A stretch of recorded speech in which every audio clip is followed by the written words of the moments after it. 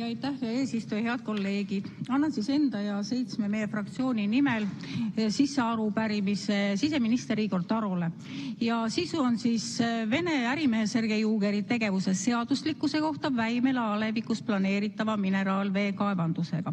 Nagu me teame, 24. veebruaril 2022 algas Venemaa täiemahuline sõda Ukraina vastu ja sellega seoses on Euroopa Liidu poolt Venemaale kehtestatud 19 sanktsioonipaketti, milles kõiges osaleb ka Eesti. Sanktsioonidega ette nähtud piirangutest kinnipidamine ja nende järgimine on kohustuslik kõigile Euroopa Liidu liikmesriikidele ja Eestis on tehtud vastutavaks nende järgimise täitmise eest kaitsepolitsei. 17. oktoobril 2022 registreeris Venemaa ärimees Sergei Uger Eestis Tartumaal temale kuuluva Coneforest OÜ. Sergei Uger ise on seotud mitmete Venemaal tegutsevate firmadega nagu Moskva lähistel lauaveetootja Šiskin Les, Fabrika Kohve, Šiskin Les Tor, kusjuures Šiskin Les Tor omab ka plahvatusohtlike ja tuleohtlike tööstusrajatiste käitamise litsentsi. Neil firmadel on omakorda tütarettevõtted, võrgustik on Kirjum.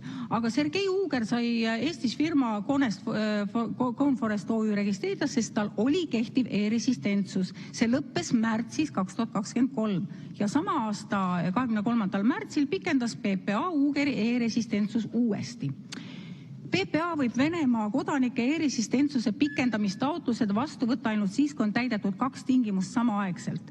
Taotleja peab olema e-resident ja taotlejal peab olema Eestis püsiv majandustegevust. Aga avalikest andmebaasidest ei lähtu, et Ugeril oleks olnud 22. aastal Eestis püsiv majandustegevus.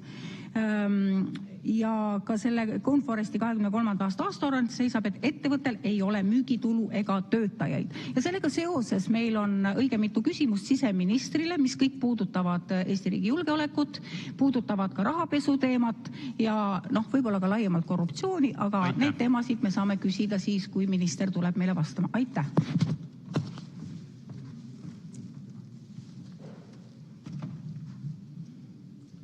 Marek Reinaas, palun.